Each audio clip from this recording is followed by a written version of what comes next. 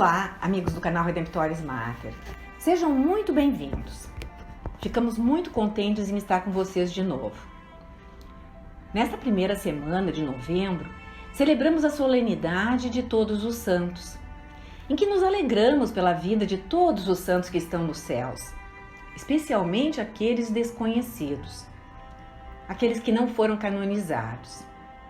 Destes conhecemos os nomes, a vida, o testemunho que deram de Jesus Cristo. Na festa de Todos os Santos, olhamos para todos, especialmente os demais, cuja história ficou escondida no mundo. A Igreja nos propõe, para a primeira leitura, uma passagem do livro do Apocalipse, no capítulo 7, versículos 2 a 14, que diz assim: Vi ainda outro anjo subir do Oriente.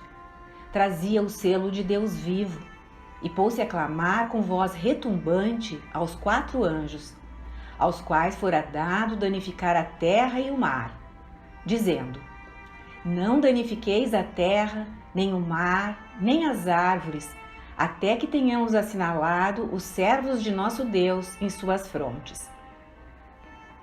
Ouvi, então, o número dos assinalados. 144.000 assinalados, de toda a tribo dos filhos de Israel. Depois disso, vi uma grande multidão que ninguém podia contar, de toda a nação, tribo, povo e língua. Conservavam-se em pé diante do trono e diante do Cordeiro, de vestes brancas e palmas na mão. E bradavam em alta voz: A salvação é obra de nosso Deus, que está assentado no trono, e do Cordeiro. E todos os anjos estavam ao redor do trono, dos anciãos e dos 4 animais. Prostravam-se de face em terra diante do trono e adoravam a Deus, dizendo: Amém, louvor, glória, sabedoria, ação de graças, honra, poder e força ao nosso Deus, pelos séculos dos séculos. Amém. Então, um dos anciãos falou comigo e perguntou-me: Esses que estão revestidos de vestes brancas, quem são e de onde vêm? Respondi-lhe: Meu senhor, tu o sabes. E ele me disse: Esses são os sobreviventes da grande tribulação. Lavaram as suas vestes e as alvejaram no sangue do Cordeiro. Queremos hoje entender melhor o que esta passagem está descrevendo e por que nos é colocada na liturgia de Todos os Santos. Trata-se de uma das visões do apóstolo João, que ele descreve no livro do Apocalipse, também chamado livro da Revelação, na qual ele vê 144.000 escolhidos dentre as tribos de Israel e também uma multidão inumerável dos que estão salvos no céu e pertencem a todas as nações.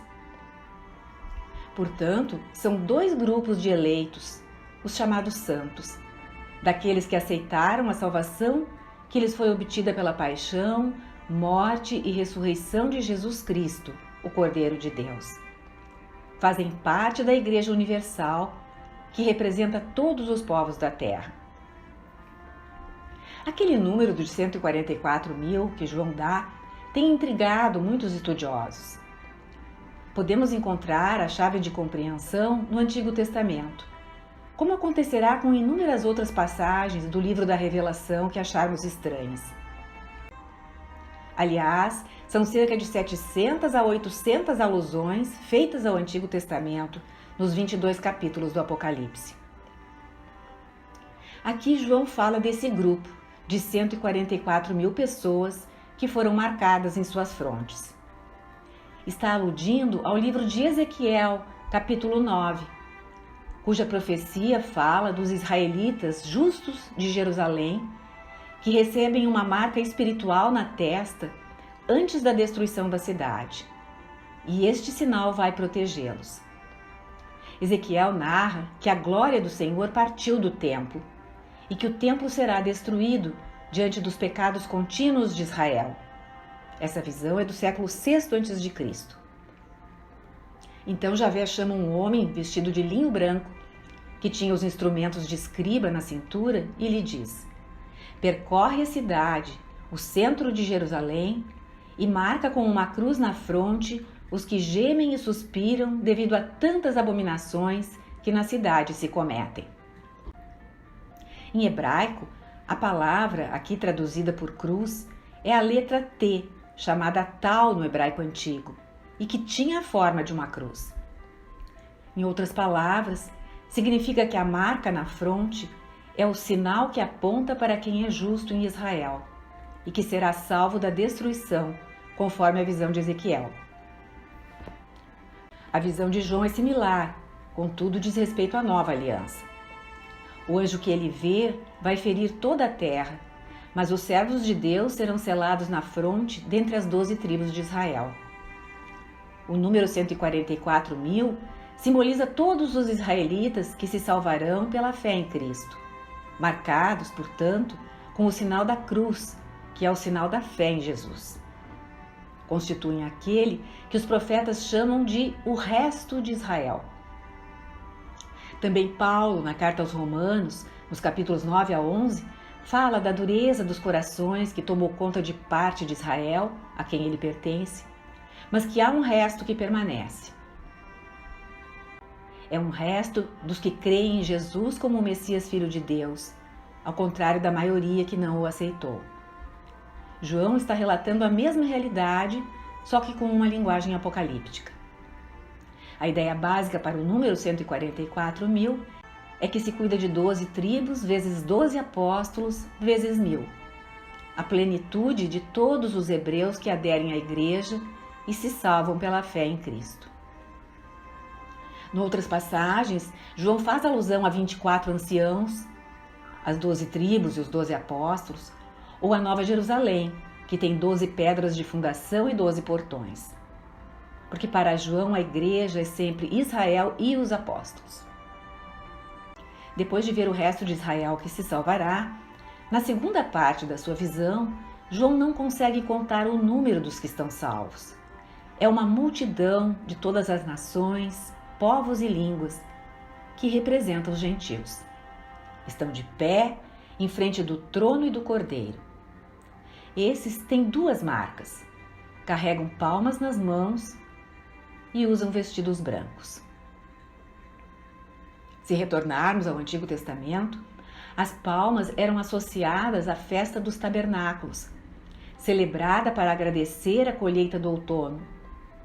Era uma das 3 peregrinações que todo israelita tinha de fazer a Jerusalém anualmente, ao templo, para ali celebrar e oferecer sacrifícios. Eles montavam tendas ao redor da cidade, tanto como um memorial do êxodo do Egito, onde erguiam tendas para descansar, como quanto um antegozo da ressurreição, da nova criação, em que todos se rejubilarão e cantarão salmos de alegria. João utiliza essa imagem para descrever a glória da salvação. Essas pessoas, contudo, ainda vestem roupas brancas de linho, como os sacerdotes do Antigo Testamento, quando entravam no templo para oferecer os sacrifícios. Era o traje sacerdotal, de modo que João vê os escolhidos como sacerdotes de toda a nação e povo. Todavia, ele não está se referindo apenas a sacerdotes como pensamos hoje, ordenados. E isso podemos ver porque no capítulo 5 já descrevera todos os santos, todos os benditos, dizendo: cantavam um cântico novo, dizendo ao Cordeiro: Tu és digno de receber o livro e de abrir-lhe os selos, porque foste imolado e resgataste para Deus, ao preço de teu sangue, homens de toda tribo, língua, povo e raça, e deles fizeste para nosso Deus um reino de sacerdotes que reinam sobre a terra.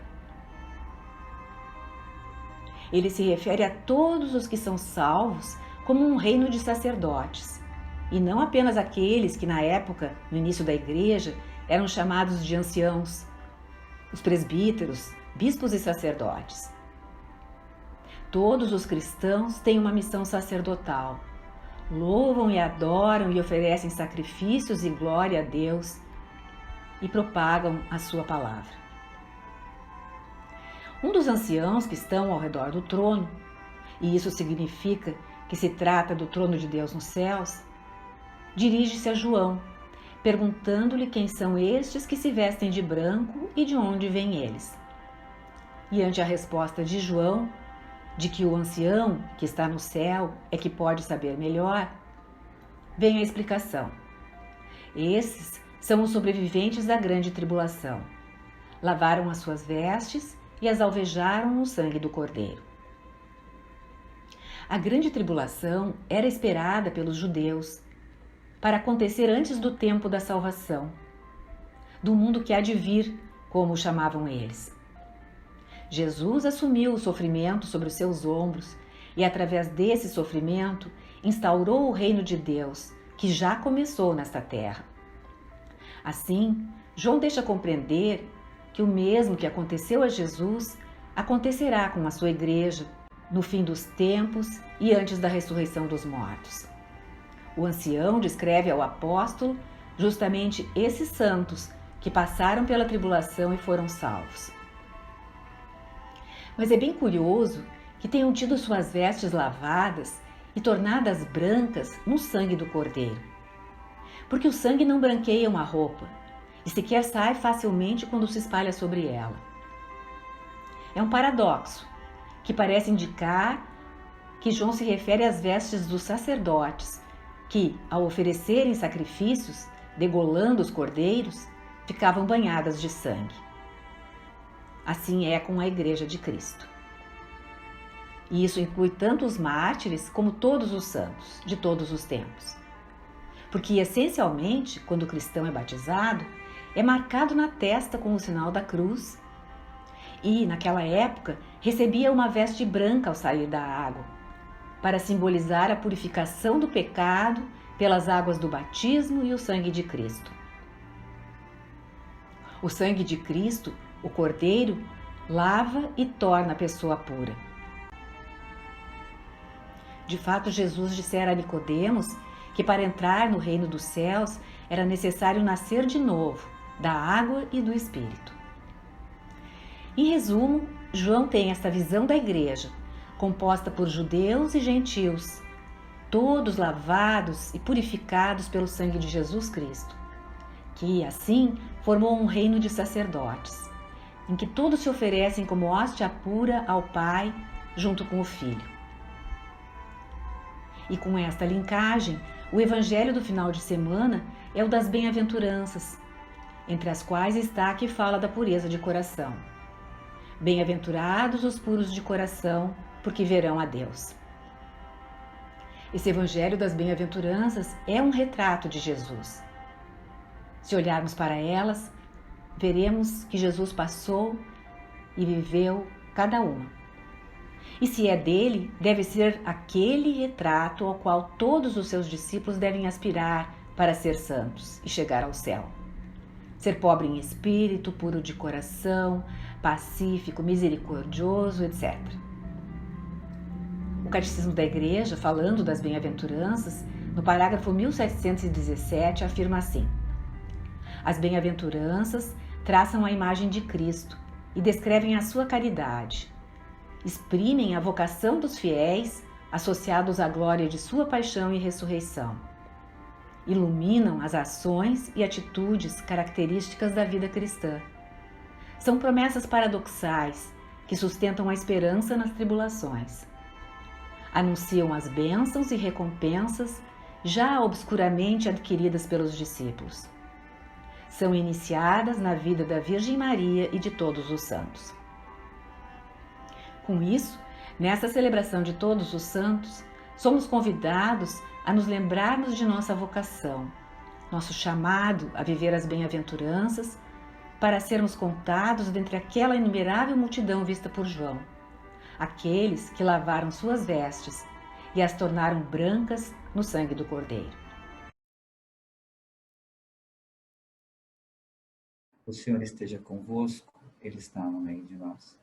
E sobre você, sobre sua vida, sua família, dando muitas alegrias vindas do céu, que se manifestem também na sua vida, na vida terrena. Em nome do Pai, do Filho e do Espírito Santo. Amém. Obrigada por ter acompanhado esta postagem. Se você gostou, clique seu like, inscreva-se no canal e acione o sininho para ser notificado de outras publicações.